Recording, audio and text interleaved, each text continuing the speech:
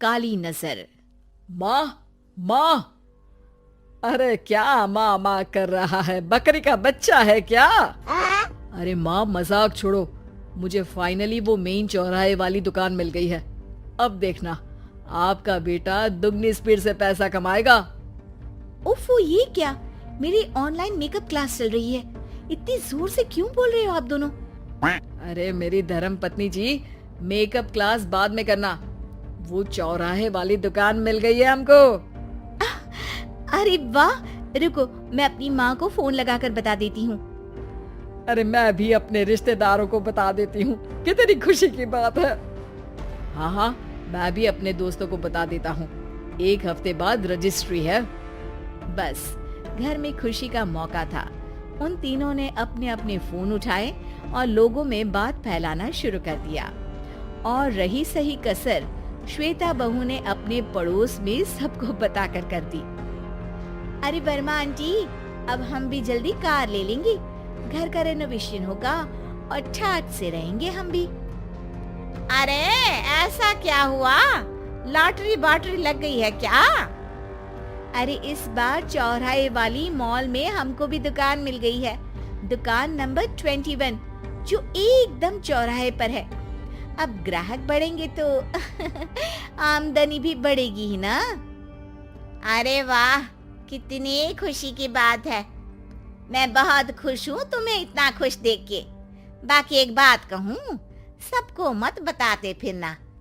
किसी की नजर लग जाएगी तो खुशी की खबर वापस लौट जाएगी। हैं? ऐसे थोड़ी ना होता है। अब डरा रही हो? अरे सही कह रही हूँ। काली नजर कहते हैं इस चीज को, जब आप किसी को कुछ बताओ और वो काम बिगड़ जाए। अरे लेकिन मैं तो... तुमने सबको बता दिया ना? हाँ, फोन लगा लगा के। अब बच के रहना। काली नजर बड़ी खतरनाक होती है। श्वेता इतनी खुश रहती है कि वो वर्मा आंटी की बात पर ध्यान ही नहीं देती, जबकि पड़ोस में और भी लोगों से खुशी की खबर शेयर करती रहती है। अगले दिन राजेश बहुत दुखी होकर घर आता है। अरे बेटा, क्या हुआ? मुंह क्यों सूजा हुआ है? मधुमक्खी ने काट लिया क्या? माँ, वो दुकान किसी और के पास चली गई। किसी ने ज्यादा भाव लगा दिया। अरे पर बात तो आपसे हुई थी ना उस दुकान वाले की। हाँ, आज मैं टोकन अमाउंट देने गया था, तब मुझे पता चला। कोई आकर सुबह मुझसे पहले ही ज्यादा अमाउंट दे गया। काली नजर। क्या कहा?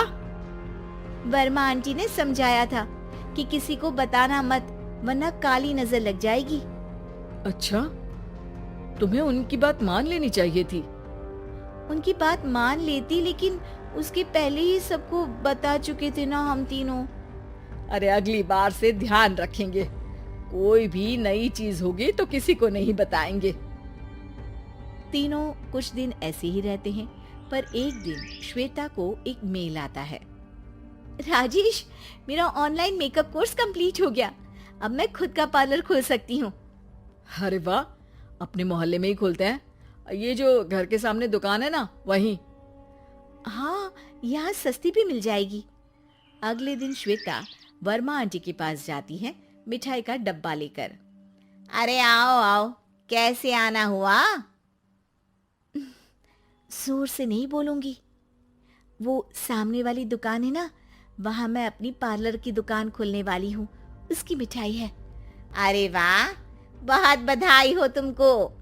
हाँ, मैं कमाने लगूंगी तो राजेश पर पूरे घर का बोझ नहीं रहेगा ना आंटी जी। ये तो है, पर ये बता कि तूने ये बात किसी और को तो नहीं बताई ना? अरे नहीं नहीं, पिछली बार गलती कर दी थी।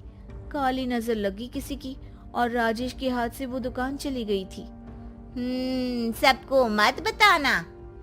चलो मैं चलती हूँ, कल दुकान की बात करने भी तो जाना है। अगले दिन श्वेता दुकान के लिए मालिक से बात करने जाती है। अरे लेकिन दुकान तो हम कल रात को ही किसी को दे चुके हैं। कल ही? हाँ, कल ही। 2 दिन बाद कोई यहाँ पार्लर भी खोल लेगा। अब कहीं और दुकान देख लीजिए। अरे पर हमको भी तो पार्लर ही खोलना था। भाई एक ही दुकान है, आधी आधी तो नहीं दे सकता ना मैं। राजेश और श्वेता घर पर हताश होकर आ जाते हैं। इस बार तो किसी को बताया भी नहीं था, अब किसकी काली नजर लग सकती है। सुनो, तुमने माँ को बताया था क्या? अरे कैसी बात कर रही हो, माँ की नजर थोड़ी ना लगेगी। पक्का तुमने किसी को नहीं बताया था ना? सिर्फ वर्मा आंटी को बताया था, उन्होंने ही मुझे किसी को नहीं बताने को कहा। अरे यार तुम भी सही हो, मेरी माँ को नहीं बताने को कह रही हो, पर वर्मा आंटी को बताना तुम्हें जरूरी लगा। अरे वर्मा आंटी ने ही तो काली नजर के बारे में बताया था ना, वो हमेशा हमारा भला ही तो चाहती है। मेरी माँ भी हमारा भला ही चाहती है। अरे पर चिल्ला क्यों रहे हो, बात नहीं कर सकते क्या आराम से? नहीं आता वो आराम से बात करना, और करना भी नहीं चाहता हूं मैं। दुकान जाने का दुख गुस्से में बदल गया था और राजेश और श्वेता में बात बंद हो गई थी। 2 दिन बाद मोहल्ले में पार्लर का इनॉग्रेशन हुआ, जिसमें मोहल्ले के सभी लोगों को बुलाया गया, पर श्वेता, राजेश और माँ नहीं जाते। माँ अंदर आ जाओ, क्या देख रही हो? अरे नया पार्लर देख रही हूँ अपने आंगन से। देखो, माँ को दूसरे का सुख देखने में कितना मजा आ रहा है, मेरा दुख नहीं दिख रहा इन्हें। यह मेरा पार्लर भी तो हो सकता था। अरे चुप रहो यार, हर बात में लड़ाई क्यों ढूंढ रही हो? राजेश और श्वेता फिर बहस करने लगते थे। तभी माँ ने दोनों को बाहर बुलाया। अरे जरा देखो तो, दुकान चलाने वाले का बोर्ड पर नाम क्या लिखा है? श्रुति वर्मा। गाड़ी निकाले बेटा, हमें कहीं जाना है। काली नजर का इलाज कराने? राजेश अपनी बाइक निकालता है। तीनों ट्रिपलिंग कर रहे हैं। माँ राजेश को उस मॉल वाली दुकान पर लेकर जाती है जहाँ राजेश अपनी दुकान खोलने वाला था। यही दुकान लेना चाहता था ना तू? हाँ, पर इनको भी दुखी करने लेकर आई हो क्या यहाँ पर दुकान दिखाकर? वहाँ काफी नहीं था? अरे श्वेता थोड़ा सब्र रख, अभी पता चलेगा कि हम यहाँ क्यों आए हैं। बता, इस दुकान चलाने वाले का नाम क्या है? अनुपम वर्मा। कुछ समझ में आया? वो दुकान वाली श्रुति वर्मा, ये दुकान वाला अनुपम वर्मा, और हमारे पड़ोस में हमने उस दुकानों के बारे में बताया किसको था? अब वर्मा आंटी को। मतलब वर्मा आंटी ही हमारा काम बिगाड़ रही है? नहीं नहीं, ऐसा नहीं हो सकता, ये बस इत्तेफाक है। राजेश अपना फोन निकालता है और श्रुति वर्मा और अनुपम वर्मा के नाम फेसबुक पर सर्च करता है, जहां ये दोनों ही वर्मा आंटी के रिश्तेदार होते हैं। श्वेता को समझ में आ जाता है कि वर्मा आंटी की ही नजर काली नजर है। अब क्या करना है? कोई भी खुशी की खबर हो तो काली नजर से बचना है, यानी वर्मा आंटी से बचना है। अरे पर मुझे ये समझ में नहीं आया कि वो हमारे साथ ऐसा क्यों करेंगी। अरे बेटा, एक सीख है, दूर के आदमी को आपकी तरक्की से कम परेशानी होगी, पड़ोसी को ज्यादा।